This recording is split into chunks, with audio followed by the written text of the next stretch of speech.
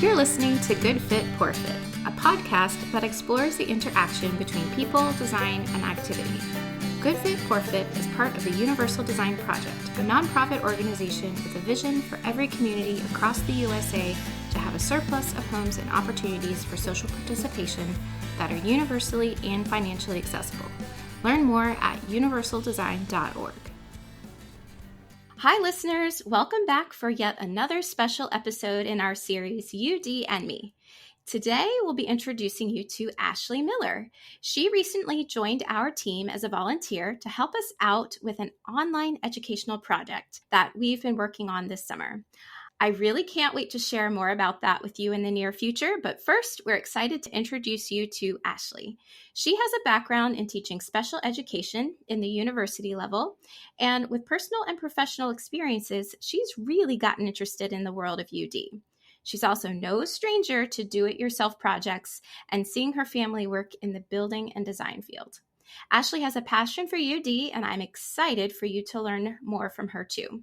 So welcome, Ashely. Can you share more with our listeners about yourself and how you became interested in UD? Hello, Good Fit, Poor Fit listeners. Thank you, Sarah, for that great introduction, and Rebecca for the invitation to speak with you today. A little bit about myself. I'm a veteran educator with a subject matter expertise and accompanying doctorate in disability services and policy. When I'm not teaching at the university, I'm usually tackling a home renovation project or spending quiet time with my best friend and spouse of 17 years and our German Shepherd and Poodle mixed dog named Keiko. I've been very interested in universal design as far back as my childhood. One of my best friends from my childhood had multiple disabilities, and I remember having a play date at her house for the first time and just feeling so overwhelmed by the inattention to accessibility in that space. I just saw her struggle, and knowing that her family really lacked the wherewithal to properly accommodate her in her own home was just heartbreaking. It was then that I became aware of the importance universal design had on the lives of people with disabilities. From that moment on, I kind of latched on to universal design. Growing up, my biological father flipped homes and corporate offices, and my biological mother, the daughter of a home builder, she was an interior designer. So I spent weekends helping my parents flip businesses and homes, and because of my passion for UD, I frequently volunteered to work on renovations that increased the accessibility of the space, like widening doorways and ensuring all door signs met accessibility regulations at the time. I remember going around the house or the offices with a self-made checklist and a measuring tape. My dad nicknamed me the enforcer because that's kind of was my role with going through the spaces that he renovated. That was my background and my passion from where it all started. My continued passion really was reinvoked when my husband and I bought our first home back in 2005. Anytime our decor taste changed or when something broke, we were opportunistic in selecting UD upgrades. Over the years, we've done simple home renovations that don't require a lot of time and really only needed a few tools. And then we've also done some big renovations that spanned multiple weeks, cost a lot more, and required some complex project planning and management. One major UD improvement to our home was prompted by one of our foster dogs. In just minutes, she pulled a large strand of our high plush carpet threads, causing a noticeable hole in our front room. At the time, the mismatched floors that we had really didn't work for our needs, and now with the eyesore of the carpet hole, we decided to embark on a significant home renovation. At the time, we decided to replace the flooring. We also noticed there was issues with leveling the floors, so we decided on all new flooring and releveling all the subfloors in our entire home, spanning around 2,000 square feet. We selected a durable material that allowed for flush thresholds that also fit our preferred color and style. Knowing this was not our forever home, we placed a high value on being very selective with our home improvements to meet not only our style and functional needs, but the potential needs of the next homeowner that would benefit from UD features. The flooring we selected and the attention to leveling the floors met those goals.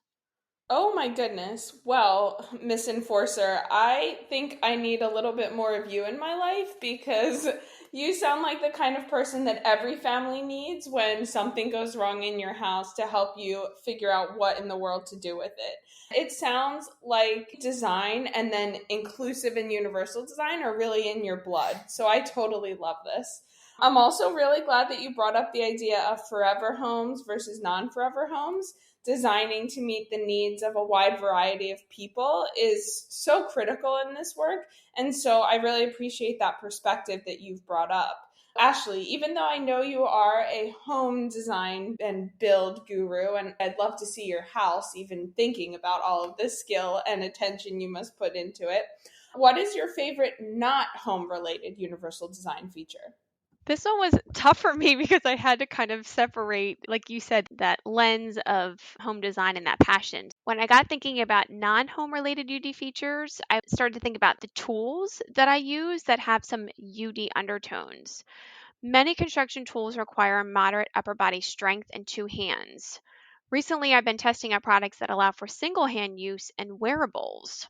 Loving accessories like the Makita Ultra Magnetic Torsion Insert Bit, which uses a magnetic system to hold a screw to the end of your drill bit, turning a two-handed job into one. Some of my go-to wearables are my headband spotlight with raised buttons replacing my handheld flashlight and magnetic armband that carries screws and nails. These are just some of the tools that I have grown to love. I've been very thankful for my family members who at every special occasion gift me with a new tool or gift card to buy new tools because of my continual passion and obsession for home designs and repairs, but also just finding tools and products that actually work for someone that may or may not have challenges but offer an extra accessibility bonus. Well, it sounds like your family members are kind of along the same line that you are in this as well. But I really love these ideas and how you related UD into the tools that we use to do work on our homes. I've done my fair share of woodworking as well. And having the right tools really does make a big difference in being able to get the job done efficiently without hurting our bodies. It really is the smallest little things that make a difference. Like you mentioned, even down to accessing items quickly so they don't roll away. Put your handy dandy magnetic armband on. For me, using my dad's tried and true electric sander compared to the new one that I purchased, it was so different. I actually wasn't able to hold on to his sander for really long periods of time because of the vibration. It really fatigued my body and it made my hand feel numb. So I just didn't want to do that task for a long time when I was using his tools.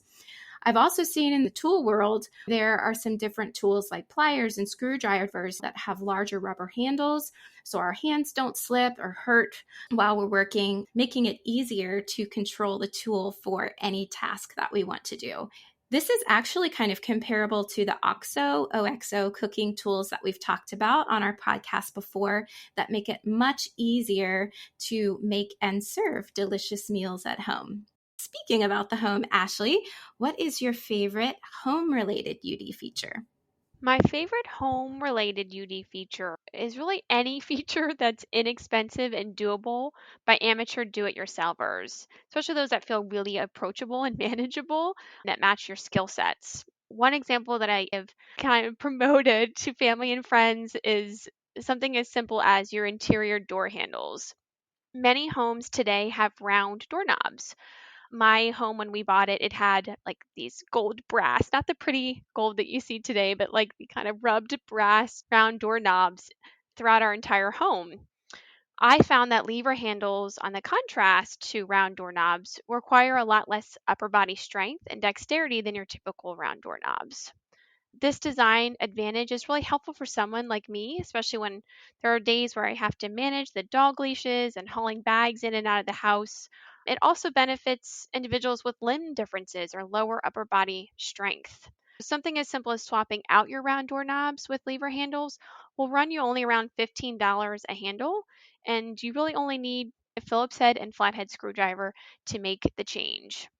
Not only will updating your lever handles improve the aesthetics of the door, it also improves the accessibility. I strongly believe that homeowners do not have to sacrifice aesthetics for accessible home features. There are going to be times as a homeowner you will reach a point where something breaks, whether it's a door handle or, in my case, the carpet. Why not choose UD replacements that meet your design preferences while also increasing accessibility for the next homeowner? To me, it's an opportunity for a win-win. Preach. That is exactly the way we like to think around here. And I honestly wish that more people took that perspective when they're faced with home renovations and replacements. Why not select widely functional products, especially in this day and age when, like you said, they're becoming more aesthetically pleasing and available? So, yes, yes, yes. I wish we could put what you just said on a billboard. I am so glad that you've been able to share these thoughts and insights with us and our listeners today.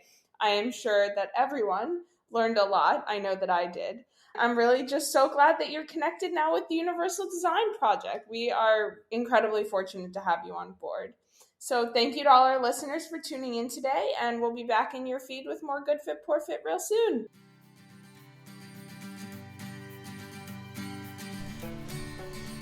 Thanks for listening to Good Fit, Poor Fit.